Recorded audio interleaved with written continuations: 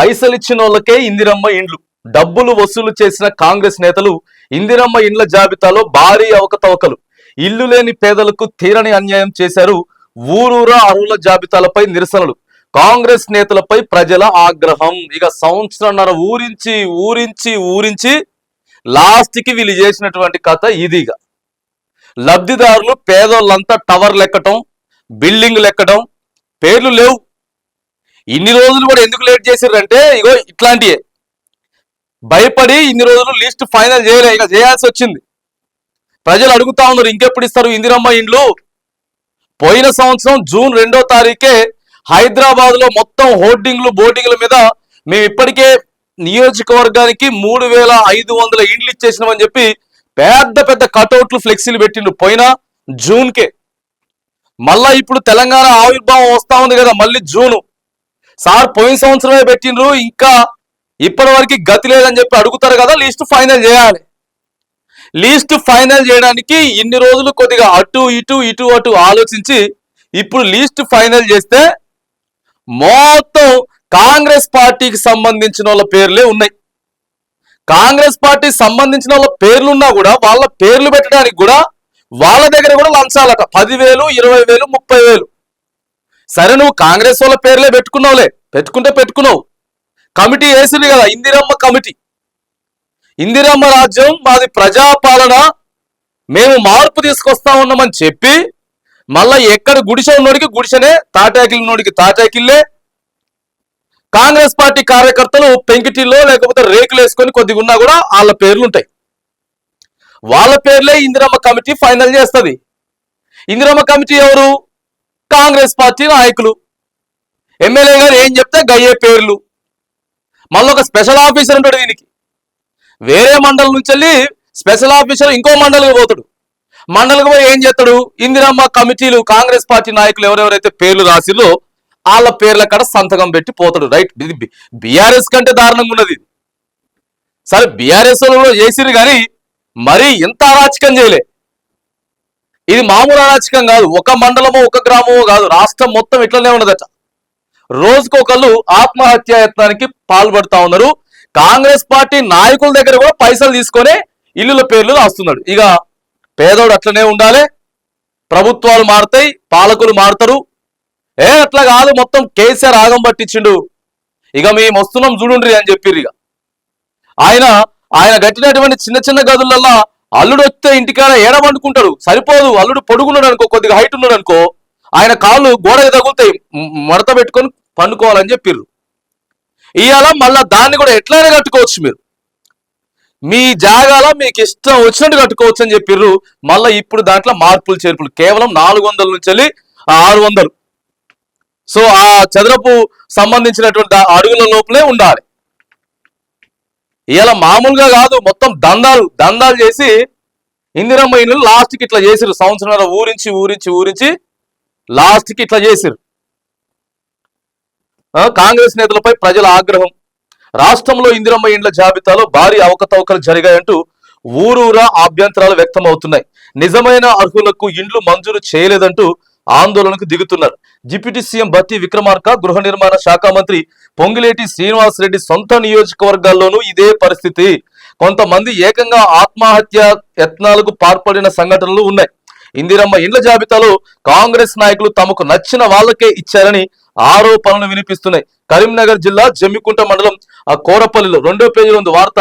ఏం లేదు, ఆడ అధికారులది కానీ పంచాయతీ సెక్రటరీలది కానీ ఎంపీడీఓలది కానీ ఏం లేదు, జీరో, ఏం లేదు. కాంగ్రెస్ పార్టీ నాయకులు ఎవరైతే పేరు ఫైనల్ చేస్తారో వాళ్ళకే, అది కూడా వాళ్ళ దగ్గర పైసలు తీసుకోండి. దాంట్లో కూడా వీళ్ళకి నచ్చిన వాళ్ళకే. మరి కాంగ్రెస్ పార్టీలో కూడా గుడిసెలు ఉన్న వాళ్ళు ఉన్నారు, చిన్న చిన్న డేరాలు వేసుకున్న వాళ్ళు ఉన్నారు, కొన్ని సంవత్సరాల తరబడి రెంటుకుంటా ఉన్నారు.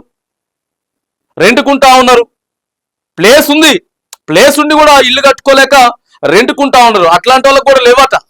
ఇక వీళ్ళకి కొద్దిగా దోస్తులు ఎవరైతే ఉంటారో, వీళ్ళకి కావలసినటువంటి వాళ్ళు ఎవరు ఉంటారో, సామాజిక వర్గాల ప్రకారం కూడా ఇట్లా ఇందులో కూడా మళ్ళీ ఎస్సీ, ఎస్టీ, బీసీ మైనారిటీలకి తక్కువ ప్రియారిటీ ఇస్తా ఉన్నారు. ప్రతి మండలంలో ఇదే పరిస్థితి. ఇంకా ఎక్కడ మీరు తీసుకొస్తున్న ఇదేనా మార్పు? ఇదే అండి మార్పు. పొద్దుగా లేకపోతే కేసీఆర్ గురించి ఫామ్ హౌస్ గురించి ఏం లాభం, ఎందుకు, ఏం అక్కడికి వస్తుంది, కేసీఆర్ గురించి ఏం అక్కడికి వస్తుంది. కేసీఆర్ కాళేశ్వరం అవినీతి చేసిండు, ఫోన్ ట్యాపింగ్ చేసిండు, అది చేసిండు, ఇది చేసిండు, అరెస్ట్ చేసిర్రా? మరి అరెస్ట్ చేసిర్రా? కేసీఆర్ని కానీ కేటీఆర్ హరీష్ రావు అరెస్ట్ చేసిర్రా? అరెస్టు చేయరు. కానీ పొద్దుగా లేస్తే కేసీఆర్ గురించే మాట్లాడతారు. కేసీఆర్ వద్దనే కదా, కేసీఆర్ వద్దని చెప్పే కాంగ్రెస్ పార్టీని అధికారంలోకి తెచ్చుకుంటే మళ్ళా గదే పాత చింతకాయ పచ్చల్లాగా కేసీఆర్ గురించి, ఫామ్ హౌస్ గురించి, ఆయన చేసిన అప్పుల గురించి, ఆయన చేసిన అవకతవకల గురించి, కానీ జైల్లో మాత్రం పెట్టరు. మీరేం చేస్తున్నారు అనేది, మీరేం మార్పు తీసుకొచ్చారు అనేది కదా ప్రజలకి కావాలి. పేదోడికి ఒక అస్తం కదా ఇల్లు అనేది, చాలా ఇది కదా. ఇల్లు కావాలి, పేదోడికి ఇల్లు ఉండాలి, అదొక కళ, అదొక కోరిక. గాడ పట్టుకొచ్చి ఇందిరమ్మ కమిటీలు అని చెప్పి కాంగ్రెస్ పార్టీ వాళ్ళని వేసి వాళ్ళ దగ్గర కూడా పైసలు తీసుకొని ఇంత గందరగోళాలు అవకతవకలు సృష్టించి సంవత్సరం నర ఊరించి ఇవాళ తీసుకొచ్చినటువంటి ఇందిరమ్మ ఇల్లు, ఇది కథ. ఇక గ్రామానికి సంబంధించిన ఇందిరమ్మ ఇళ్ల మంజూరులో భారీ అవకతవకలు జరిగాయంటూ ఆరోపణలు వస్తున్నాయి. నిజమైన లబ్ధిదారులు రాకుండా అనర్హులకు కేటాయించారని ఇందిరమ్మ కమిటీ అధికారులు, కాంగ్రెస్ పార్టీ నాయకులు కోరపల్లి గ్రామ ప్రజలకు న్యాయం చేయలేకపోయారంటూ అదే గ్రామానికి చెందిన సాజిద్ అలీ ఆరోపించారు. అందిన కాడికి ప్రజల వద్ద అడ్వాన్సుల రూపంలో ₹1000 తీసుకొని డబ్బులు ఇచ్చిన వారికే ఇళ్ల స్థలాలు మంజూరు చేసినట్లు ఆరోపించారు. నిరుపేదలకు కాకుండా అన్ని రకాలుగా ఉన్న వారికే ఇచ్చారని గ్రామ ప్రజలందరూ అభిప్రాయపడుతున్నట్లు ఆయన తెలిపారు. అమలు కాని హామీలు ఇచ్చి ప్రజలను మభ్యపెట్టి ఓట్లు దండుకుంటున్న కాంగ్రెస్ సర్కారుకు రాబో స్థానిక సంస్థల ఎన్నికల్లో తగిన బుద్ధి చెబుతామని చెప్పేసి హెచ్చరిస్తా ఉన్నారు. మంచిర్యాల జిల్లా కేతనపల్లి మున్సిపాలిటీలో బుధవారం రోజు విడుదల చేసిన డబుల్ బెడ్రూమ్ అర్హులైన వారికి ఇండ్ల లిస్టులో అవకతవకలు జరిగాయని బీఆర్ఎస్ నేతలు ఆరోపించారు. నిరుపేద వారికి కాకుండా ఆస్తి ఇండ్లు ఉన్న కాంగ్రెస్ కార్యకర్తలకే డబుల్ బెడ్రూమ్ కేటాయించారని, ఇది సరైన పద్ధతి కాదని అన్నారు. ఎట్లా అంటే ఇక వస్తామో రావో మంచో సేడో ఏదైనా కానీ మనోనికే ఇచ్చేసేయాలి ఫైనలీగా. ఇప్పటికే వరంగల్ సభ తర్వాత మళ్ళీ రాజకీయాలన్నీ కూడా మారిపోతున్నాయి, నాయకుల మాటలు మారిపోతున్నాయి, చాలా మంది నోట్లకు వచ్చేస్తున్నారు. ఉన్న కాడికి దోసుకుంటే అయిపోయా, ఉన్న కాడికి ఇస్తే అయిపోయా, గదే కదా మనం తీసుకొస్తామని చెప్పినటువంటి మార్పు. పేదవారికి కాకుండా ఆస్తి ఇండ్లు ఉన్న కాంగ్రెస్ కార్యకర్తలకే డబుల్ బెడ్రూమ్లు కేటాయించారని, ఇది సరైన పద్ధతి కాదని అన్నారు. గతంలో ఎలిజిబుల్ అయిన నిరుపేద కుటుంబాలు ఈ రోజు ఆ లిస్టులో లేకపోవడం చాలా బాధాకరం అన్నారు. మరొకసారి దీనిని పునర్పరిశీలించి నిరుపేదలైన పేదవారికి అందజేయాలని కోరారు. గతంలో అర్హులైన వారిని అనర్హులుగా తీసివేసి అస్సలు ఆన్లైన్ ద్వారా దరఖాస్తు చేసుకుని వారిని అర్హులుగా ప్రకటించడం ఏంటి? నిజంగా అప్పుడు పెట్టింది కదా, అప్పుడు ఒక లిస్టు పెట్టిరు, లిస్టు చదివి గ్రామ సభలు అప్పుడు కొద్దిగా మంచిగా పేర్లు ఉన్నాయి, ఎలిజిబిలిటీ పేర్లు ఉన్నాయి, దాంట్లో మొత్తం మార్చేసారు. ఏంది ఎంపీడీఓ గారు అని చెప్పి ఫోన్ చేసి అడిగితే ఏం లేదండి, మొత్తం గ్రామ కమిటీ ఎట్లా చెప్తే అట్లనే, గ్రామ కమిటీ ఎట్లా ఇందిరమ్మ కమిటీ ఎట్లా చెప్తే అట్లనే, ఇంకేముంటది అలా చెప్తున్నారు. ఇవి కూడా ఉన్నాయి. కాంగ్రెస్ పార్టీ కార్యకర్తల దగ్గరికి ఇల్లు పేరు రాసినా కూడా పైసలు తీసుకుంటున్నారు అనేటువంటి కంప్లైంట్లు కూడా మొన్న టవర్ ఎక్కలే ఆయన నా దగ్గర 50,000 ఒప్పందం చేసుకున్నారు, 20,000 ఇచ్చిన కానీ నా పేరు లేదు. గతంలో అర్హులైన వారిని అనర్హులుగా తీసేసి అసలు ఆన్లైన్ ద్వారా దరఖాస్తు చేసుకుని వారిని అర్హులుగా ప్రకటించడం ఎంతవరకు సమంజసమని ప్రశ్నించారు. గతంలో అర్హులైన వారికి రీసర్వే చేసి వారిని ఎలిజిబుల్ లిస్ట్ లో నమోదు చేయాలని, లేకపోతే డబుల్ బెడ్రూమ్ ఇండ్ల వద్ద పేదల కుటుంబాలతో పెద్ద ఎత్తున ధర్నా కార్యక్రమం చేపడతామని చెప్పేసి హెచ్చరిస్తా ఉన్నారు. ఇప్పటికే ప్రతిపక్షం కూడా కలెక్టరేట్ లెటర్లు ఇవ్వడానికి, ఎంపీడీఓలకు లెటర్లు ఇవ్వడానికి కూడా, ధర్నాలు రాస్తారోకోలు చేయడానికి కూడా ప్రతిపక్ష పార్టీలు సిద్ధమైతా ఉన్నాయి. ఇప్పటికే అవకతవకలు జరిగినాయి, అంత గందరగోళం జరుగుతా ఉంది. ఇందిరమ్మ ఇండ్లల్లా ఎవరికి పడితే ఆయనకి ఇచ్చేసుకుంటున్నారు. మరి ఇట్లయితే ముఖ్యమంత్రి రేవంత్ రెడ్డి గారు సార్ మాట్లాడిండు మొన్న, 10 ఏళ్ళు మందే అధికారం నేనే ముఖ్యమంత్రి అన్నాడు. అవుతుందా సార్? ఇట్లయితే అవుతుందా అని చెప్పేసి అడుగుతా ఉన్నాం. మరి ఇంత అరాచకం ఉంటుందా? ఇంత అన్యాయం ఉంటుందా? ఏం మార్పు అక్కడ బీఆర్ఎస్ పార్టీకి మీకు ఏం మార్పు ఉంది? అంతకు మించి చేస్తున్నారు కదా మీరు.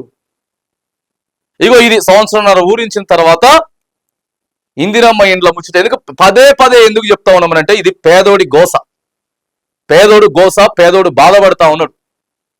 ఇలా ఇందిరమ్మ ఇండ్లు వస్తుందని చెప్పి అధికారంలోకి తెచ్చుకున్నారు, మాకు ఇల్లు లేవని చెప్పి. ఏం లేదు, మొదటి విడతనే ఇట్లా ఉన్నది. ఇప్పటికీ మళ్ళీ 5 బిల్లులు కావాలి. 5 బిల్లులు కావాలంటే మళ్ళీ 1-2 బడ్జెట్లు అయిపోతాయి. 1-2 బడ్జెట్లు అయిపోతే మళ్ళీ ఎన్నికలు వస్తాయి.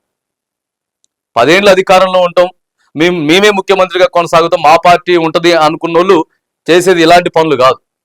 ఇలాంటి పనులు చేస్తే అధికారం ప్రజలు డిసైడ్ చేస్తారు. ప్రజలు ఖచ్చితంగా డిసైడ్ చేసేటటువంటి పరిస్థితి అయితే ఉంటది.